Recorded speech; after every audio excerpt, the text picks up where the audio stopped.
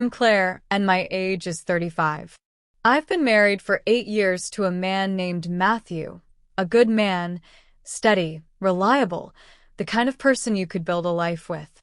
But somewhere along the way, our marriage lost its spark. I didn't realize how much that spark mattered until someone else lit a flame I couldn't ignore. The purpose of this story isn't to excuse what I did. It's not to justify the choices I made or to paint myself as a victim. This is about truth, the kind of truth we bury beneath guilt and shame. The kind that sits heavy in your chest, waiting for a moment of release. This is the story of how I fell into something forbidden. It began with a message. The phone buzzed softly on the nightstand, and when I glanced at the screen, I saw Ethan's name. Ethan was Matthew's nephew, 25 years old, charming and confident in a way that made me feel both unsettled and seen. "How are you feeling tonight, Claire's?" A simple question, innocent on the surface, but there was a weight to it. A quiet acknowledgement of something unspoken. "Tired. Long day at work." "You?" I typed back, trying to keep my response light. "I was thinking about you today," he replied. I stared at the message, my heart pounding. This wasn't the first time Ethan had reached out late at night. Our conversations had started casually, family plans, shared jokes, but somewhere along the way, they shifted. His words became warmer, his compliments more personal. I should have stopped it then, but I didn't. Instead, I let the messages continue, telling myself it was harmless. "You can't say things like that," I replied. "Why not?" "It's the truth."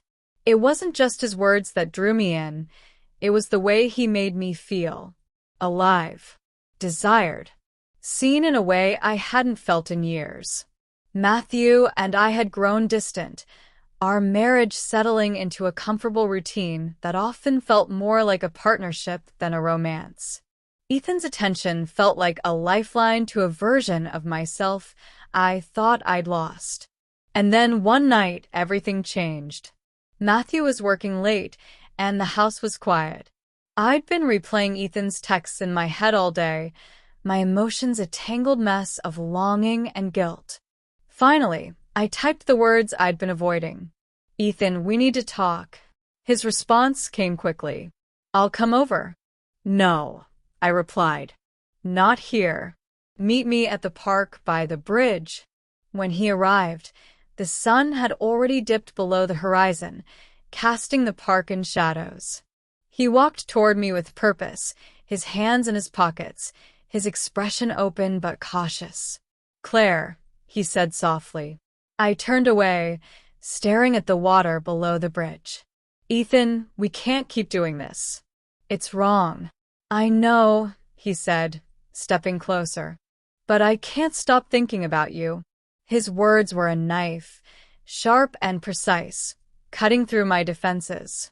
I wanted to tell him to stop, to walk away. But when he reached for me, gently turning me to face him, I didn't pull away. "Do you love him?" he asked. The question caught me off guard. Did I love Matthew? Or had I grown so used to him that I'd mistaken comfort for love? "I don't know," I whispered. Ethan cupped my face in his hands, his touch warm and grounding.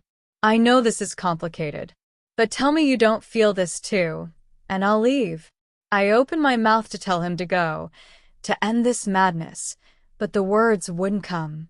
Because I did feel it, the pull between us, magnetic and undeniable. And when he kissed me, every doubt, every protest dissolved. I told myself it would end there, but it didn't. Ethan and I continued to text, our connection deepening with each stolen moment. I tried to focus on my marriage, to rebuild what Matthew and I had lost, but the distance between us only grew. And then came the night of the family dinner. Matthew had invited his sister and her family over, and the house buzzed with conversation and laughter. Ethan arrived late, his presence immediately electrifying the room. I avoided him as best I could, but the tension between us was impossible to ignore. Eventually, He cornered me in the kitchen. "Claire," he said, his voice low. "We can't keep pretending this isn't happening." Before I could respond, Matthew walked in. His eyes flicked between us, his expression unreadable.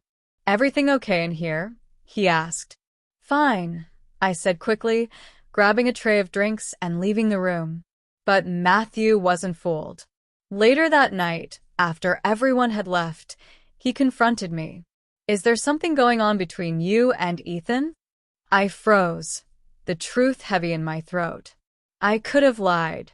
I could have denied everything. But the weight of what I'd done was too much to bear. "I don't know," I whispered, tears welling in my eyes. Matthew's face twisted in pain. "You don't know? What the hell does that mean?" "It means I've been lost," I said, my voice trembling. "And I didn't realize how lost until Ethan—" I paused, choking on the words. "Until he made me feel alive again." The silence that followed was deafening. So here I am, months later, trying to make sense of it all. Matthew and I are still together, but the cracks in our marriage remain. Ethan and I no longer speak, though his presence lingers in my mind, a haunting reminder of what could have been, and what never should have been. The purpose of this story isn't to garner sympathy or to seek forgiveness. It's to tell the truth.